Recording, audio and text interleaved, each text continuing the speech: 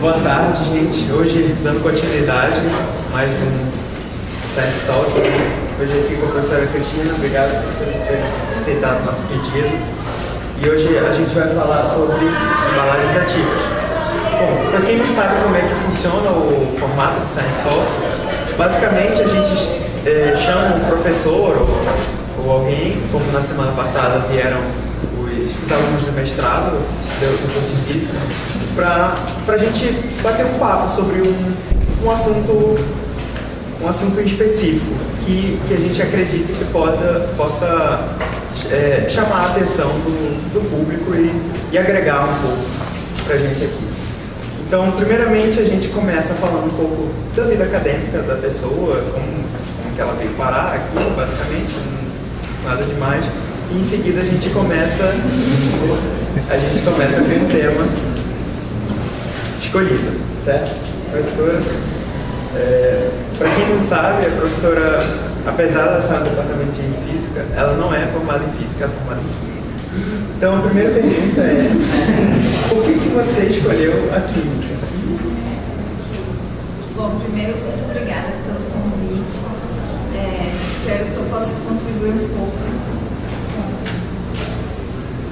de informação, com a formação de vocês, né? E fico muito feliz com tudo isso. Bom, primeiro, eu já gostava muito da área de exatas, de matemática principalmente, e aí tudo vai se encaminhando, né? Aos poucos você vai despertando interesse em um assunto ou de outro, e eu gostava muito da química orgânica, né? Dos carbonos, das cadeias, e aí foi onde eu comecei a buscar mais informações, assistir mais aulas a esse respeito, e foi indo. E aí até que eu tentei o vestibular, e na minha cidade tinha 2 universidades que tinham curso de Química, que era o mais próximo do que eu gostava, mas também eu me interessava muito pelo curso de materiais, engenharia de materiais, né? E tem uma boa parte do curso voltado para a Química também, para a gente entender os materiais, a gente precisa de Química, de Física e de Matemática também, então está tudo muito misturado, né? Hoje é bem mais fácil a gente misturar, naquela época não. É isso. Certo? E quando você entrou, você já tinha um intuito assim de misturar coisas, explodir as coisas? Não. E durante o curso, quais foram as suas maiores dificuldades assim? Olha, eu acho que a gente sempre tem 2 lados, né? Tem as dificuldades acadêmicas e tem as pessoais, né? Então, normalmente a gente vem no colégio, seja ele público ou particular, o formato é sempre o mesmo, né? Hoje é que está um pouco mais diferenciado, mas é aquele sistema certinho, todo quadradinho, e quando a gente entra na universidade, a gente é basicamente jogado lá dentro, né? Te vira. Então, aí o mundo é seu. E aí você faz dele o que você quiser, ou você segue aquele caminho e tenta focar, né, no que é importante, ou acaba se perdendo, né? Tem bastante. Tem muitas possibilidades, né? Muitas mesmo. A gente nem tem ideia. Depois, vocês, principalmente, vocês vão ver daqui a uns anos quantas possibilidades vocês tiveram e quais vocês optaram, né? Então, aí com o passar do tempo, a gente só vai descobrir isso depois. Infelizmente ou felizmente, né? Faz parte do caminho. E assim, durante o curso, qual era a parte boa que você gostava muito? Tem que ir para a universidade só para fazer isso daqui? Eu gosto muito de aula, né? Eu gosto de estudar, gosto de... adoro biblioteca, adoro um livro. E essa era a minha paixão. Assim, tem outras coisas também, né? A gente cria um vínculo de amizade, aos poucos você vai mudando o perfil e não são só as aulas, né, que Então, tem a parte da pesquisa que eu fui descobrindo aos poucos, que é a iniciação científica. Então, era o que eu mais gostava, na verdade, e que foi me prendendo na universidade, a parte acadêmica. E como você falou antes, muitas possibilidades elas são abertas que a gente só percebe depois.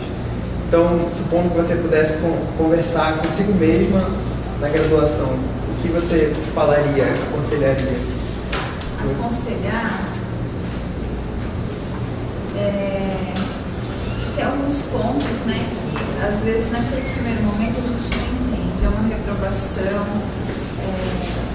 é uma pesquisa que não deu certo, ou alguma coisa do tipo, sabe? E aí a gente acaba se desesperando.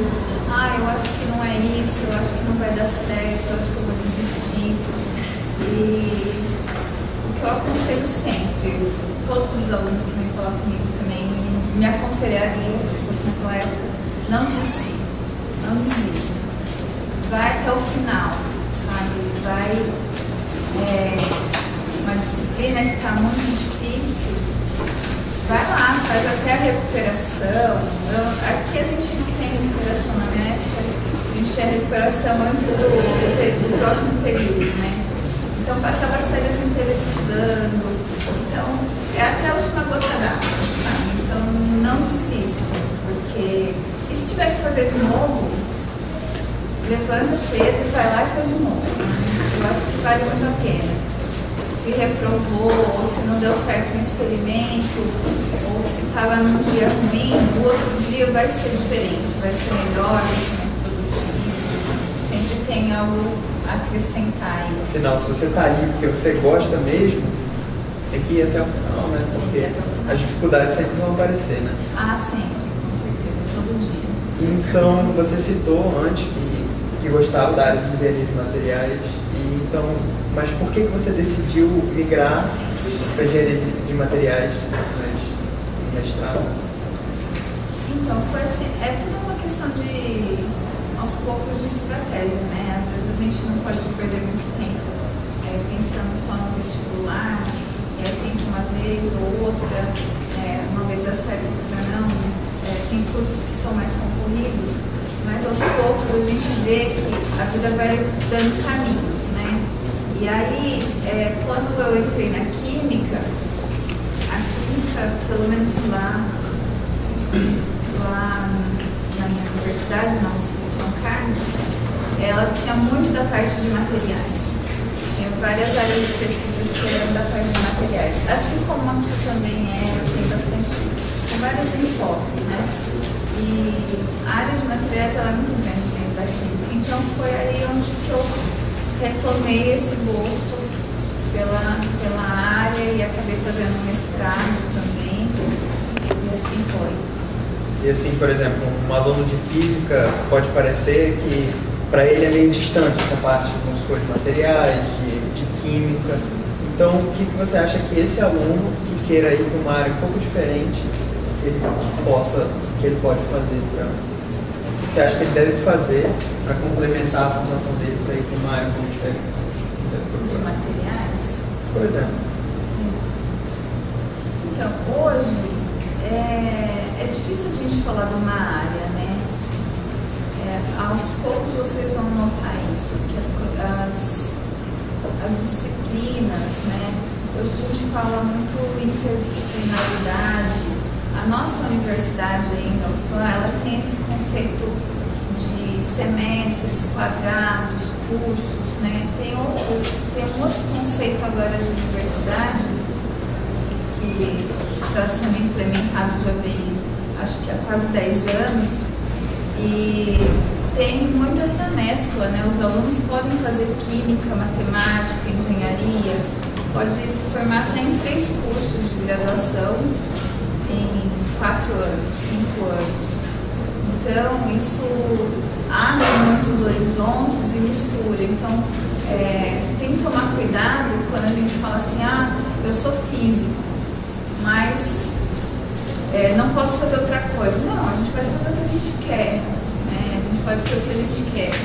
E aí, levar o conhecimento que vocês têm de física, assim como eu peguei meu conhecimento lá em química e levei para materiais, isso é super bem-vindo. Esse passeio entre as disciplinas, entre as áreas, entre a pesquisa, sempre agrega muito valor numa pesquisa quando a gente está numa área de concentração, aí chega uma outra pessoa que tem outra visão, né? A gente está falando de materiais, aí chega alguém que tem um enfoque, uma visão de física. Então, isso está tudo muito correlacionado, né? Tanto é que a base da graduação do curso de exatos é física, matemática, química. Então, às vezes falar que você não gosta é um pouco, eu não gosto disso, eu não gosto daquilo. É um pouco particular, mas vale a pena conhecer, né? Vale a pena ter um pouco de conhecimento. Eu estou fazendo curso de física, mas eu tenho que ter conhecimento em química, em matemática, isso vai agregar muito valor na sua formação. Certo. Aqui na UFAM tem um pouco disso, de, por exemplo, a gente está num curso, mas poder pegar matéria de outros cursos, por exemplo, mas só que acaba sendo muito fechado, porque as matérias têm pré-requisitos fechados, então a gente não pode, por exemplo, eu tinha interesse em pagar uma matéria de cristalografia, vamos supor, mas eu não posso porque eu não tenho pré-requisito lá da geologia, digamos. Então, a cristalografia é uma área super importante, né? Tanto para física quanto para química ou para engenharia, porque é a base do estudo dos materiais. Não quer dizer que eu gosto de engenharia de materiais, eu só gosto de materiais. O físico também pode estudar materiais. Então, essa base é muito importante. Então, é por isso que a universidade ela vem sendo reestruturada com essa nova visão, né? Que vem um pouco da educação, essa linha nova da 4.0 que vem junto com a indústria, né? Mas já tem uma outra filosofia no MEC, que tem aí por cerca de 10 anos, que é essa universidade mais aberta. Mora um perigo aí, né? Porque é fácil a gente seguir um planejamento, né? Vocês pegam lá a grade, tá tudo organizado, né? Tá pré-organizado para a gente seguir. Isso é confortável. E aí, de repente, você pega uma grade aberta, eu posso fazer o que eu quiser, né? Só que tem que ser coerente. Dá um pouco de medo, né? Do que eu vou fazer. Dá um pouco de medo, mas dá tudo certo no final. Como o tema de hoje a gente vê também envolve muita multidisciplinaridade, porque realmente é muito importante ter visões de outras áreas diferentes, totalmente diferentes, que às vezes você consegue resolver um problema que está totalmente fora. Por exemplo, alguns lugares, em outros países, eles gostam de gente com formação em física, pelo jeito da pessoa pensar, que é um pouco diferente. Porque a gente está muito acostumado a resolver alguns problemas e tudo mais. Bom, e atualmente, qual é a área que você pesquisa? Então, é a área de biomateriais, né? Biocompósitos. A princípio, eu venho já desde o mestrado, né? Da graduação, depois do mestrado com maior clareza, assim, que foi da parte de materiais, eu já trabalhava com materiais, né? De fonte renovável, de fonte natural. Então, basicamente foi isso. E aí veio agregando ao longo do tempo. Então, comecei trabalhando com as resinas fenólicas, que elas são sintéticas completamente, e aí a gente tem que fazer modificações para torná-las, para substituir produtos sintéticos por naturais. E aí vem a parte dos compósitos, que são os reforços dessa matriz, pode ser sintética ou natural também. Sintético, por exemplo, de fibra de vidro, de carbono, que são os mais cotados, né? Todo mundo almeja. E aí a gente substitui por fibras naturais que têm propriedades excelentes também. Então, aos poucos a gente vem substituindo e hoje já está no mercado, graças a Deus, depois de vários anos aí, os compósitos têm cerca de uns 25 anos que as pessoas vêm trabalhando para poder inserir na indústria, né? E hoje já é bem visto pela indústria também, automobilística principalmente. Como você citou também, é um trabalho muito experimental, né? Então, quais são as dificuldades que o trabalho experimental, principalmente aqui no Brasil, tem muita dificuldade na parte científica, quais são as dificuldades que o trabalho experimental traz para o pesquisador aqui no Brasil? Vários problemas, né? Porque a gente, apesar de tudo, às vezes a gente se compara, né, com países de alta tecnologia, mas a gente não deixa muito a desejar. Eu acho que a questão do experimental é que envolve equipamentos de alto valor agregado, né? Altíssimo valor, na verdade, equipamentos de milhões de dólares. E aí, aos poucos, foi sendo alterado esse conceito de que a gente não precisa fazer pesquisa, a gente pode reproduzir. Mas para a evolução do nosso país, para a evolução da população, da nossa cultura, isso é de extrema necessidade, que a gente faça pesquisa, que a gente tenha o conhecimento e que passe isso para frente, né? Porque quando a gente pesquisa, a gente modifica, né? A gente não pega aquele produto que vem lá do exterior e tenta usar aqui no calor do nosso país, né? E não dá certo o produto, não funciona. Então, essa é a importância da gente produzir o nosso próprio sustento, vamos dizer assim, tecnológico. Então, adequar as coisas, os objetos, tudo para a nossa cultura, para o nosso ambiente, né? Então, mas aí vem a dificuldade realmente, mas a gente ultimamente, claro que tem uma discrepância aí, mas a gente consegue fazer ciência, a gente consegue fazer pesquisa com seriedade, ter resultados que são relevantes para a literatura, para a pesquisa em geral. São investimentos assim de médio para longo prazo, né? Que agora ele não vai dar um retorno, mas no futuro ele pode trazer um retorno gigante, né? A ciência ela não é imediata, né? A gente não é diferente do teórico, né? Que a física, ela aqui principalmente a gente no nosso departamento tem muita a cultura do físico teórico, né? Então aos poucos a gente vai inserindo o experimental, mas isso já está bem misturado já faz tempo e traz muita informação quando os dois trabalham juntos. Até porque, além dessas dificuldades, né, então aqui, principalmente que a gente está longe dos grandes centros, então é meio que se espera que vai ter um trabalho maior teórico, porque pela dificuldade de fazer algo experimental, né? Então aos poucos que vão sendo trazidas essas outras pessoas ou com outras visões também, né? Também.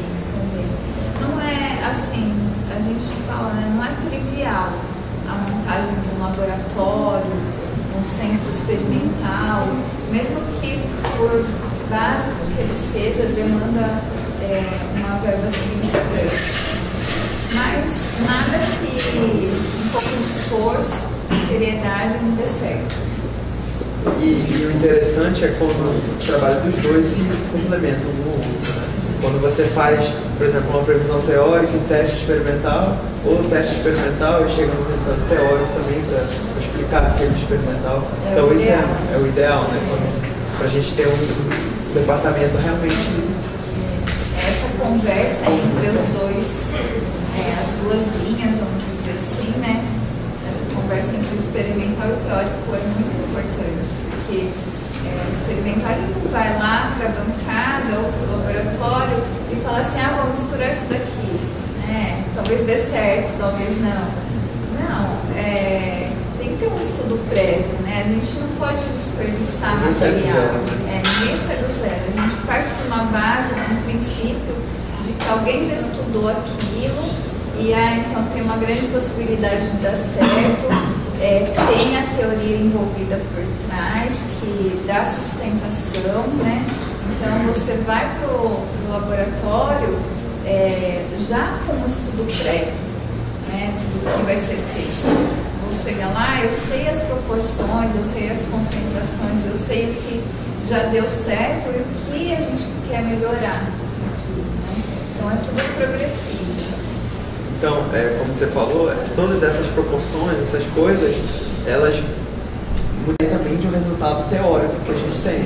E você vai testar, entendeu? Por exemplo, recentemente aí teve o buraco negro, né? Era só tudo teórico, né? Então aí depois que realmente tem a comprovação ali, experimental, é uma grande satisfação, né? Quando juntam os dois resultados. Né? Realmente acontece. Certo. Voltando para a sua área de pesquisa, o que te desperta mais interesse nessa parte de biopropósitos?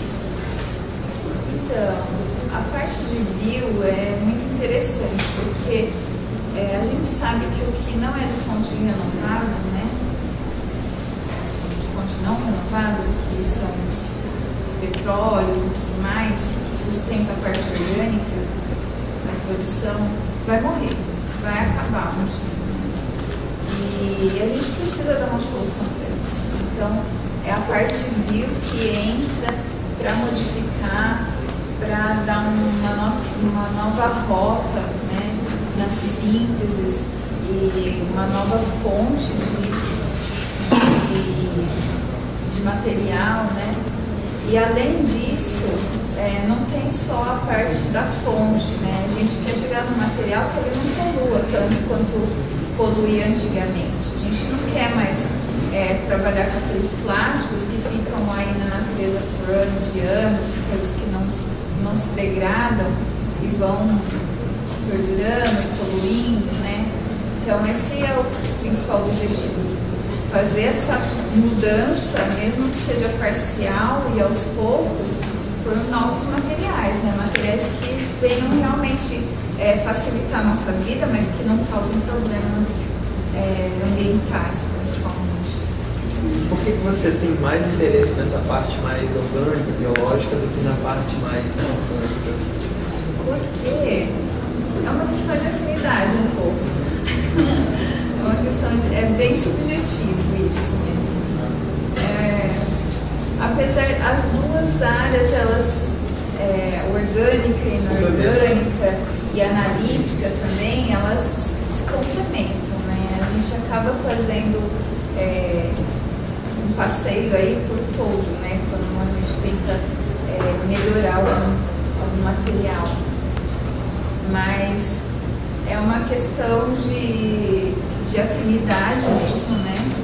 Eu tenho mais facilidade com isso, com esse tema, gosto desse tema, não deixa de gostar dos outros que também agregam valor, mas é um pouco de afinidade. Então, a parte orgânica, pelo que você falou, ela tem uma capacidade melhor de conseguir criar produtos que tenham, que sejam mais verdes, digamos, né? Mais amigáveis ao meio ambiente. Sim, também. Não que a parte inorgânica não tenha, né? Também tem. Os dois lados têm o seu valor. E os dois se complementam, não deixa de ser complementar, não mais importante que o outro. Certo? Tem agora alguns vídeos que eu trouxe aí. Pode passar aí. Lembrando que se vocês tiverem perguntas, não se sintam acanhados, podem perguntar a todo momento.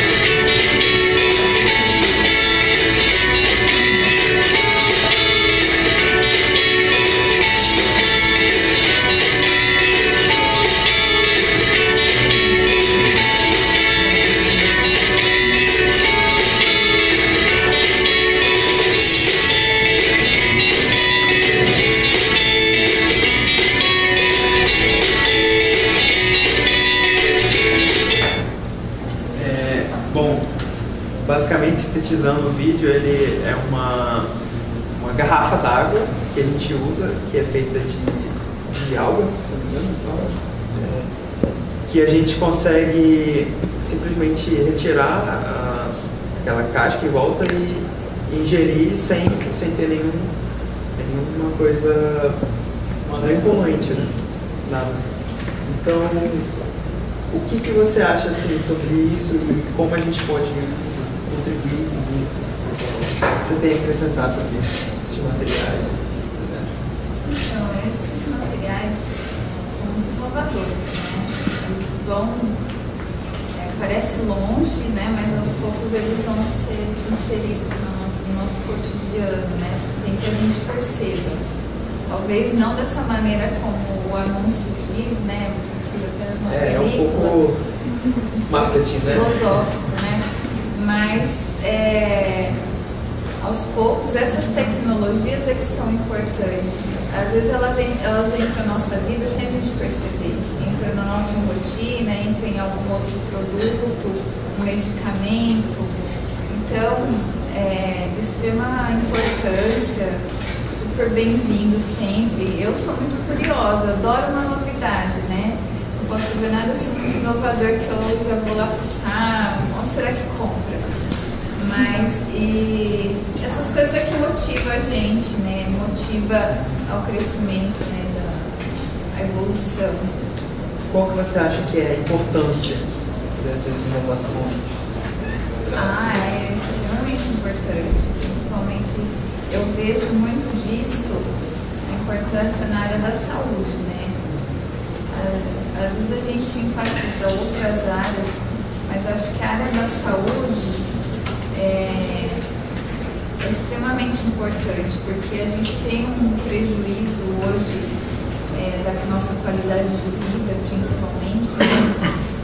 Devido à poluição, o estilo de vida que a gente leva, né? Essa rotina meio alucinada aí, e come tudo errado. Então, o nosso organismo que sente isso, né? E a gente vai precisar dessa evolução da ciência em medicamentos, em cura de algumas doenças super importantes, que não causam epidemias como antigamente. Então, acho que acima, no meu ponto de vista, né, acima de toda essa pesquisa, sempre a área da saúde é que tem maior relevância. E a gente vê muito hoje em dia também, muitos materiais, muitas coisas dizendo que muito mais preocupados com o ambiente do que antigamente, né? Então, qual você acha que é o papel do pesquisador nesse meio? Então, eu acho que a gente chegou num ponto, né, de crescimento industrial, tecnológico, que levou ao extremo, né, da poluição. A gente acompanha, assim, o desfalque que nós estamos tendo hoje com o meio ambiente, chuva fora de época, desastres ecológicos e absurdos, isso tudo por conta da revolução industrial, né? Tudo por conta do crescimento exponencial que a gente teve, sem controle, e muitas vezes para algumas pessoas o mais importante é produzir e vender, sem se preocupar com o que vai causar lá na frente, né? Então, acho que isso hoje está tendo uma inversão, né, de valores. A gente passa a pensar o que polui menos, o que causa menos prejuízo, o que causa menos danos à nossa saúde, para poder reverter esse quadro que vem agravando. Uma geração um pouco mais preocupada com as futuras. Espero que sim. Espero também. Bom, e assim, a gente vê muito sobre o plástico, mas talvez não seja tão claro para as pessoas quais os malefícios que ele traz. Porque, por exemplo, garrafinha, a gente vai comprar uma garrafinha de plástico, aí tem não sei o que, plástico. E o que ele traz de tão mal assim para a gente ter que evitar ao máximo usar coisas descartáveis, por exemplo? O plástico ele veio para facilitar a nossa vida, né? Então, se vocês perguntarem lá para a avó, para a mãe, era tudo de alumínio, O alumínio ele é pesado, ele é caro, ele, apesar dele ter uma durabilidade muito maior, só que a questão de leveza e praticidade, o plástico traz e engloba tudo isso, né? Então, a gente prefere comprar uma garrafinha de plástico do que uma latinha. Pela facilidade. Pela facilidade, pela praticidade de carregar, né? Então, com o passar do tempo, foi uma novidade, né?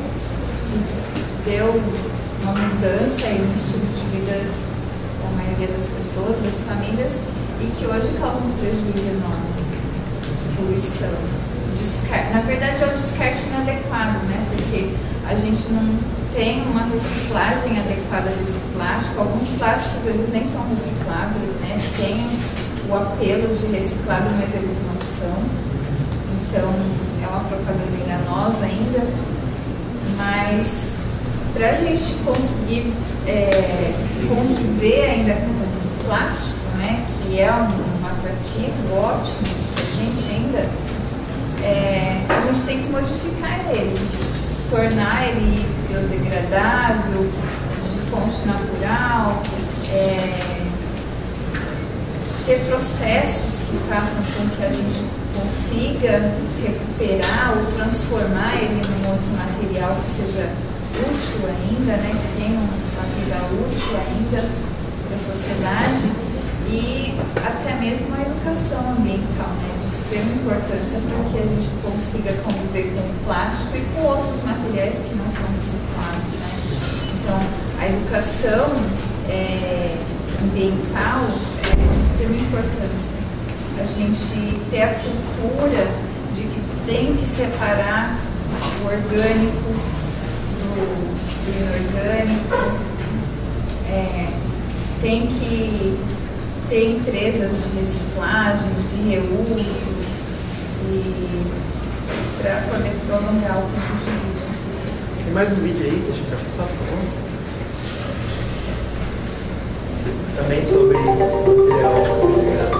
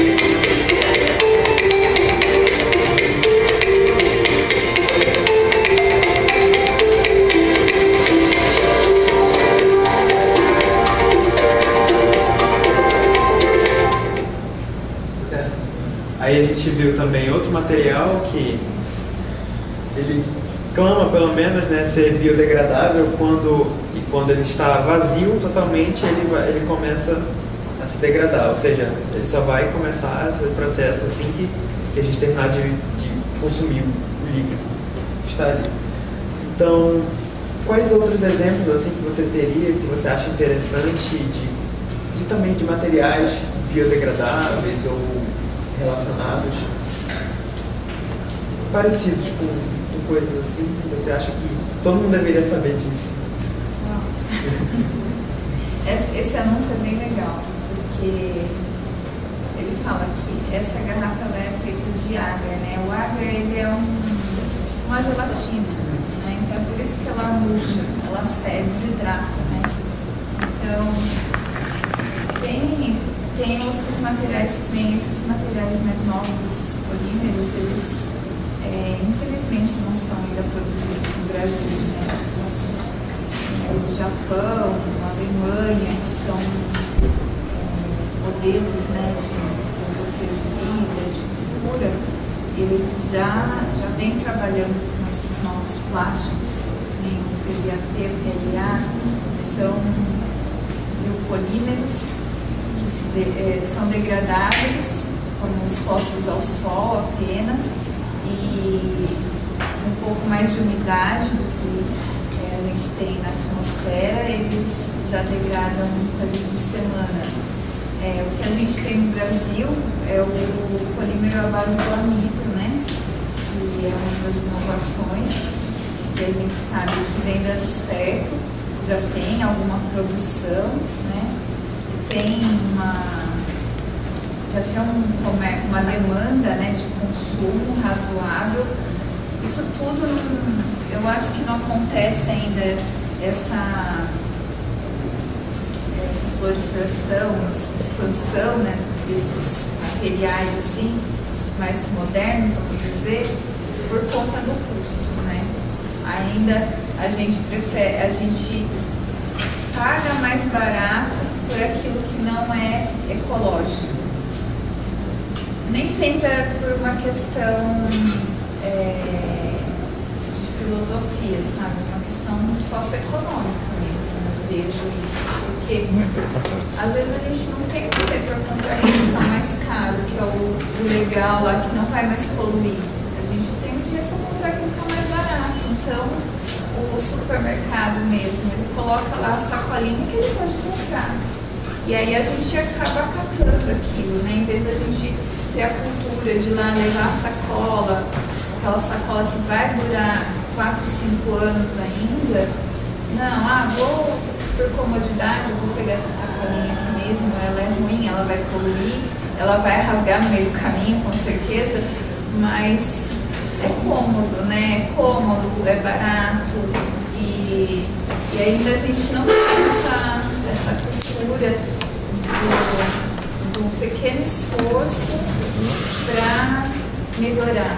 Eu diria que a maioria das pessoas nem para pensar assim, sei lá, vou comprar uma água, vou no mercado, vou levar essa cola, entendeu? E às vezes a gente chega lá vai no mercado, que nem aqui na feirinha, né? Que tem, não sei se vocês já foram aqui na feirinha do Mini Campus. Aí você compra 2 bananas, põe numa sacolinha. Aí você vai na outra banca, eu vou querer, sei lá, abacaxi, aí põe outra sacolinha. Aí passa no mamão, outra sacolinha. Então a gente tem que falar, não, peraí, coloca aqui nessa outra, eu vou encher primeiro essa, depois eu pego outra, né? Então tem que ter essa consciência. Isso vai partindo de cada um, né? Às vezes a gente, na correria do dia, a gente não vê, né, esses detalhes. E quando você começa a praticar isso, aí você, as pessoas começam a notar a diferença também, sabe? Então, por agradar o freguês, ele pega e coloca várias sacolinhas bonitinhas. Não, vamos colocar no sacolão lá e levar aquele sacolão para casa e trazer de novo, não esquecer, colocar na mochila, colocar no carro. Então, essa pequena mudança cultural é que vai fazendo a melhoria, né, da nossa qualidade de vida também. Recentemente até teve também aquele burburinho sobre o canudo, né? Canudo de plástico. E o que você acha sobre essa polêmica que teve? Eu acho que assim, tem vários objetos que fazem parte do nosso cotidiano, como o canudinho, que a gente tem que perceber que ele é desnecessário. Então, eu tenho um copo, por que eu preciso de um canudo para tomar o suco? Sabe? É por luxo, é por comodidade, é porque eu gosto, né? Então, essa mudança de hábito, eu acho que é importante, né? É o que vai fazer a gente evoluir. Você citou também antes que ainda tem muita resistência na entrada desses materiais mais amigáveis ao meio ambiente aqui no Brasil. Então, o que você acha que deveria ser feito para a gente poder implementar de uma forma mais ampla esses materiais? Então, alguns deles ainda, o problema vem lá de cima, né? Vem da indústria, a gente não tem acesso a isso ainda, né? A implementação. A gente ainda depende de uma classe que manda, né? Que é a indústria. Se ela é o interesse entre o presidente lá da indústria na Alemanha querer implementar esse tal desse plástico biodegradável na planta aqui no Brasil. Vai ter demanda? Vai ter uma resistência porque é mais caro, mas aos poucos ele vai entrar no mercado. Muita inércia aqui no Brasil, né? Ninguém quer. Inércia. E as pessoas visam muito lucro, né? A indústria visa o lucro. Mas eu acredito que aos poucos, quando a gente começa a mudar a nossa rotina, né? Mudar aqui embaixo, vamos dizer assim, eu acho que os grandes centros de produção, eles passam a ver a necessidade disso, né? Poxa, o consumidor, ele não quer mais aquele plástico, sabe? Quando a gente passa a rejeitar, esse eu acho que é o movimento que deveria acontecer, né? A nossa rejeição em relação às coisas que poluem, às coisas que não são legais, isso em qualquer área, eu acho que serve para a nossa vida, política, ambiental, cultural e tudo mais. Então, quando a gente passa a se manifestar contra, não precisa ser nada agressivo. É só, eu não vou mais comprar esse produto aqui, não tem aquela história de que ele é testado nos animais, né? Então, não vou mais comprar esse, vou comprar o outro, né? Então, essa substituição, essa mudança de comportamento, eu acho que força a mudança de lucro, a visão de lucro das grandes empresas. Então, primeiramente, como você falou, as pessoas deveriam mudar a sua mentalidade. Mas o que eu vejo é que tem muita gente que pensa simplesmente assim, eu sou só um, então não vou fazer diferença se eu parar. Então o que você acha que deveria mudar na mente dessas pessoas que acham isso? E não é significante. Eu acho que todo mundo é significante, né? É difícil a gente falar que a gente não tem nenhuma influência. De qualquer maneira, a gente exerce influência sobre as outras pessoas. Então, que seja para o bem, né? Então, que seja, mesmo, sei lá, às vezes a gente acha que um pequeno exemplo, mais do que assim, a gente ficar falando, né? Eu vou lá, só de eu jogar o papel no lixo, ou eu jogar a latinha no lixo certo, né? E alguém vê, e aquele exemplo, às vezes uma pessoa vai ver, não são várias, né? Mas vai ver, e ela vai fazer uma hora e outra pessoa vai ver, eu acho que é uma cadeia. A pessoa né? se sente mal, né? Poxa, não estou fazendo aquilo. Então, essa é a finalidade, né? Da gente começar a mudar um pouquinho da nossa vida, para mudar um pouquinho da vida do outro, e aí eu acho que essa rede aqui vai crescendo e a gente vai crescendo junto também, né? A sociedade cresce. Também tem muita gente já com outra mentalidade que sabe que aquilo é ruim, que é muito ruim, mas acaba não fazendo por uma comodidade, que é muito mais simples você pegar ali e fazer o errado, né? Então, como essas pessoas também deveriam mudar a mentalidade delas? Se elas tiverem condição e acesso a fazer do jeito certo. Acho que a gente tem que estar aberto, né? Tanto na área acadêmica, na nossa vida pessoal, na sociedade, a gente tem que estar aberto a receber as coisas diferentes, né? Os hábitos diferentes, às vezes o que não é, às vezes no primeiro momento não parece legal, não parece interessante, mas aí você começa a observar mais, fala, poxa, por que eu não faço também, né? Então essa abertura que você se proporciona, né, de observar um pouquinho mais o outro, de observar o comportamento, de mudar um pouco do seu hábito em relação às pessoas, em relação à sociedade, isso modifica a pessoa, eu acredito, para melhor, e modifica quem está em volta também. Certo. Bom, agora a gente tem um último vídeo aí, que vai ser sobre embalagem ativa, de um exemplo de embalagem ativa. Uma demonstração.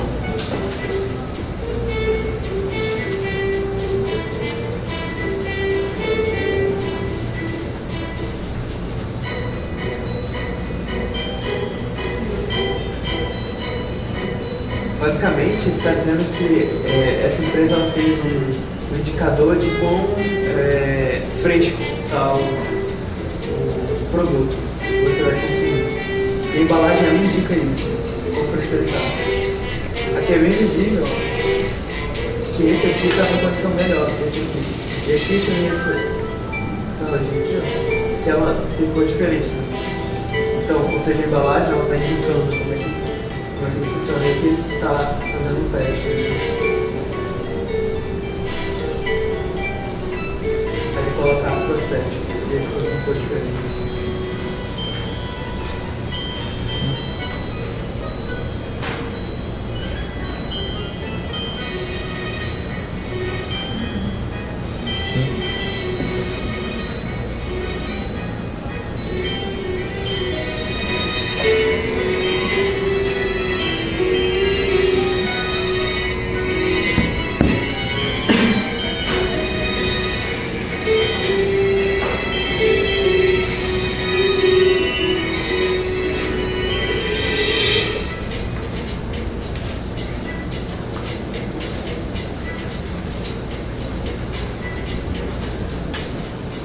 Esse aqui é um exemplo de uma embalagem ativa.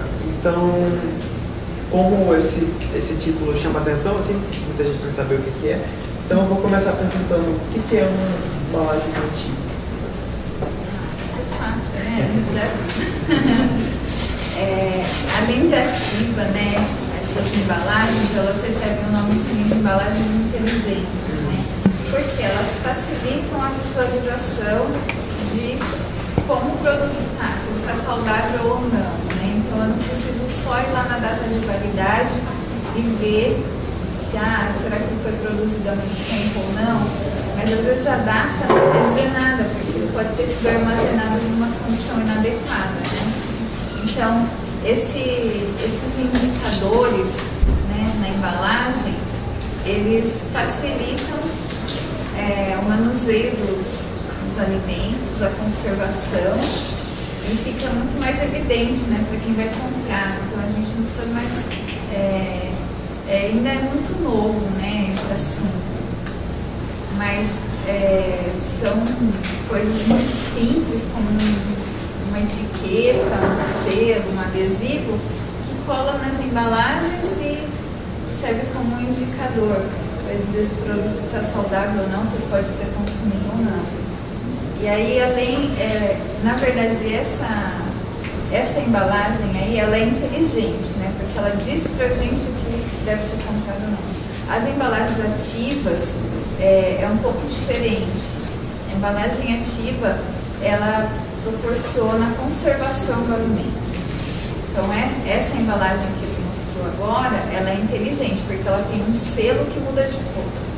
A ativa não, ela protege o alimento e faz prolongar o tempo de vida dele para ser consumido. Certo. E por que a gente deveria ter interesse nesses novos tipos de embalagem? É muito mais prático, né? E além de tudo, a embalagem ativa evita o desperdício, né? A gente tem desperdício de alimentos aí de milhões de toneladas. Tem a proliferação das bactérias, E. coli, salmonella, que são as que se propagam, né, crescem com muita facilidade, né, qualquer ambiente úmido, um pouco quentinho, 30 e poucos graus, elas já estão crescendo e contaminando o alimento, causa diversos prejuízos aí para a saúde da população e não é pontual, né, quando dá uma virose dessa, ela causa um estrago considerável, né, a gente sabe. Então, esse armazenamento adequado, a prolongação do tempo de vida, além de estar relacionado com as embalagens que são recicláveis, né, que facilitam, elas também tornam a nossa vida mais saudável, né? A conservação do alimento lá na geladeira por um tempo maior, isso é interessante, né? Evita o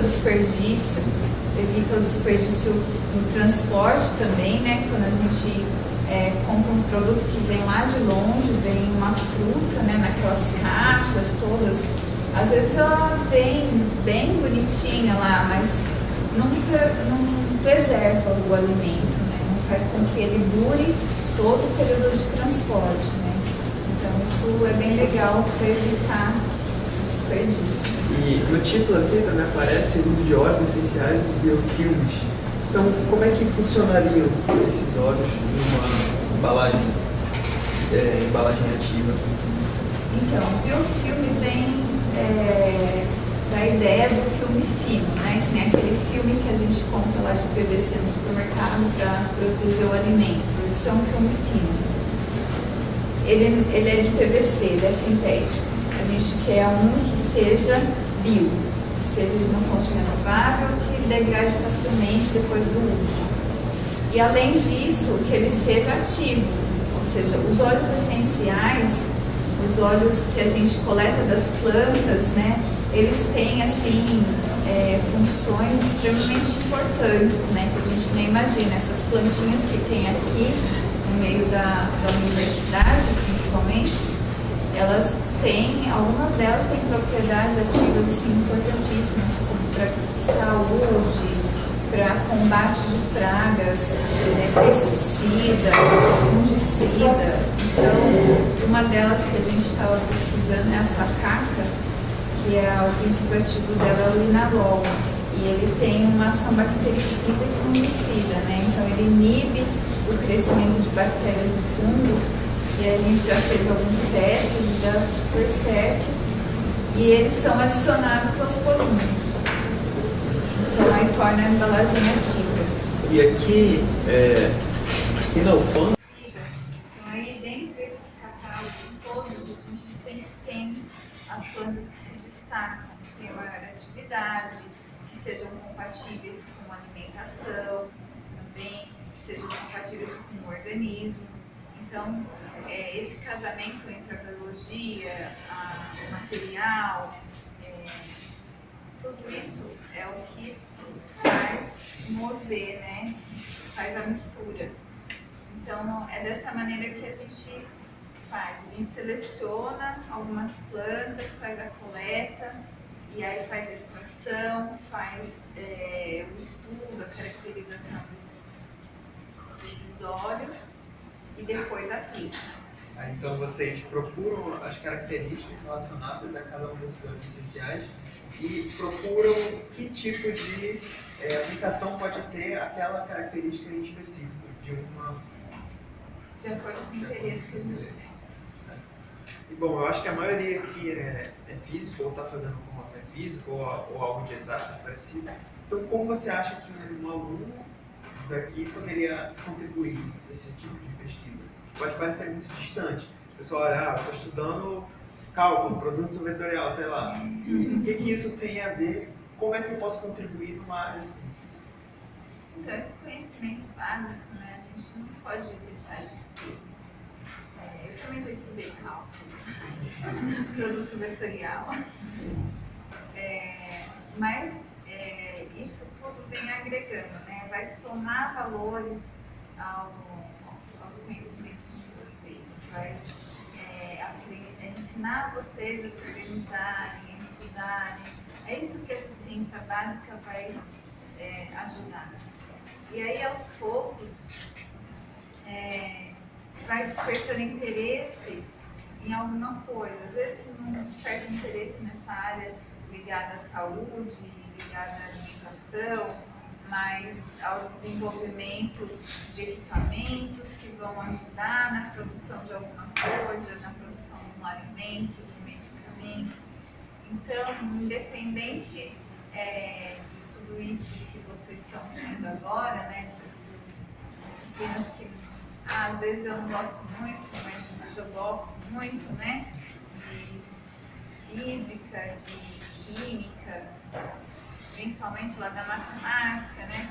Então, não deixa que essa cultura, sabe, esse bloqueio, não deixa que vocês não vejam o que tem por trás, né? Não é porque eu não gosto de vetor, eu não vou gostar de fazer pesquisa, eu não vou gostar um pouco de biologia, eu não vou gostar um pouco de matemática.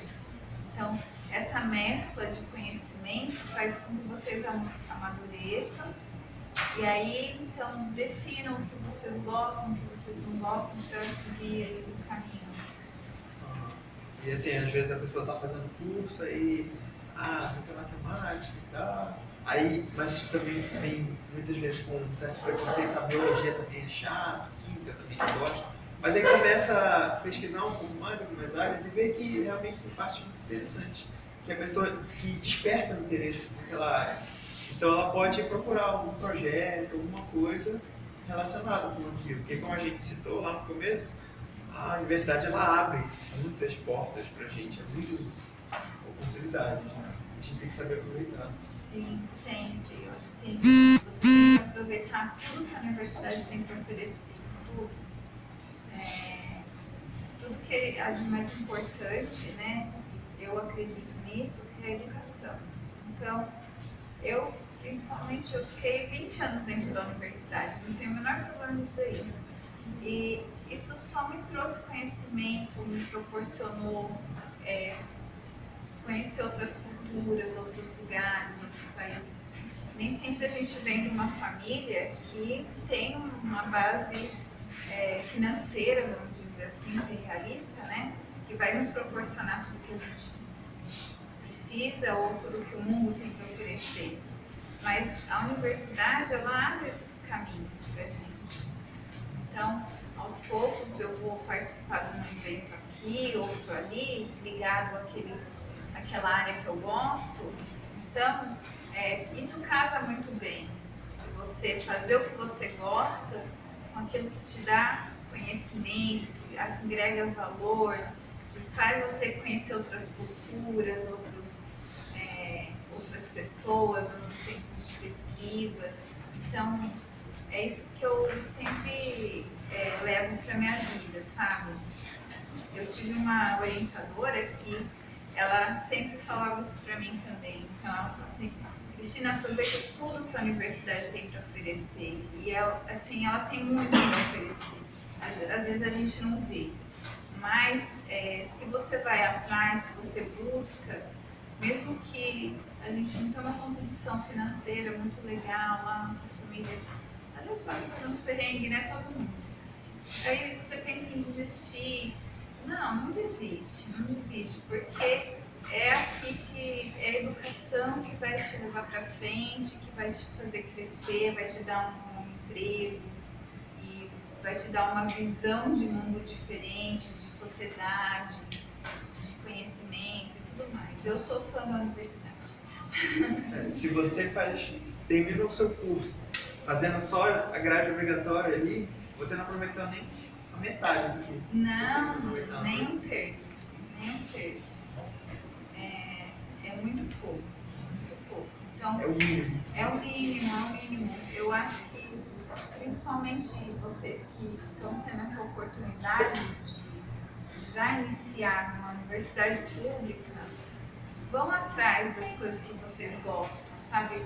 Na vida a gente não gosta de tudo, mas tem alguma coisa que a gente gosta que faz a gente crescer e seguir em frente. Então, vão atrás daquilo que vocês gostam, que com certeza vai dar certo. Agora a gente vai abrir 5 minutos para perguntas. Quem tiver alguma pergunta, por favor. Não. Um dia você está no departamento de física. Boa pergunta. Bem direto, né? Essa foi uma oportunidade que eu tive na época, né? Porque a vaga que estavam oferecendo para o departamento também envolvia química, engenharia e física, né? Era vaga para essas 3 áreas. Então, eu resolvi arriscar, tentar. E deu certo. E aí, a minha base lá da graduação e um pouco da minha formação dá sustentação para ficar isso. Certo, né? É uma curiosidade muito boa. Mais perguntas? Dou-lhe uma. Bom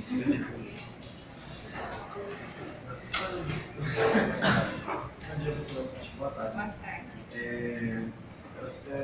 Falaram um pouco sobre embalagens antigas, mas eu quero saber se a senhora tem algum exemplo que chegou ao mercado de embalagens antigas. Aqui no Brasil, não sei, mas pelo mundo. No Brasil ainda a gente não tem, infelizmente. Se tiver uma ou outra, assim, muito pouco conhecida. Mas, pelos estudos que a gente vem fazendo, levantamento de dados, o Japão ele é o pioneiro. Eles já não querem mais as embalagens comuns, tipo PET, que prejudicam o meio ambiente, não são recicladas, apesar deles terem uma cultura assim, muito forte, né, de tudo certinho, o reciclado. Eles conseguem fazer isso, mas eles já não querem, já estão rejeitando já. E querem os biopolímeros e as embalagens inteligentes, as que são mais utilizadas lá, mais do que as ativas ainda, as inteligentes. Essas embalagens ativas, eu posso utilizar ela para vários produtos ou elas são específicas? Tipo, uma embalagem específica só para aquele produto? Então, o objetivo é tornar cada vez mais amplo, né? A embalagem que eu posso usar para fruta, eu posso usar para carne. Então, esse é o objetivo, tornar o mais fácil possível. Aquela embalagem que eu vou lá no mercado, compro e posso usar na minha casa para manter os alimentos, independente de qual alimento seja. Só queria entender melhor a leitura que ocorreu quando tinha um filme Comendo Frango. Era um filme que fazia a leitura ou era um adesivo? É o adesivo. O adesivo não entrava em contato com o frango. Como é que esse negócio passava para o adesivo, para ele ler? Então, porque esse plástico filme fino, ele tem uma porosidade, né? Então ele faz essa interação entre o adesivo e o alimento. O que passa para o adesivo para ele ver que o frango está ou não bom? No caso, ele mostra o ácido acético, né? O ácido acético. Então, porque fica aquele líquido ali dentro, né, do frango, quando o frango começa a estragar, ele começa a descongelar e soltar aquele líquido, né? Ele deve ter uma acidez ali determinada e o adesivo faz essa conexão, é tipo um indicador de pH, basicamente. Certo? Alguma pergunta? A última pergunta? Não? Então, obrigado. Vamos agradecer a participação.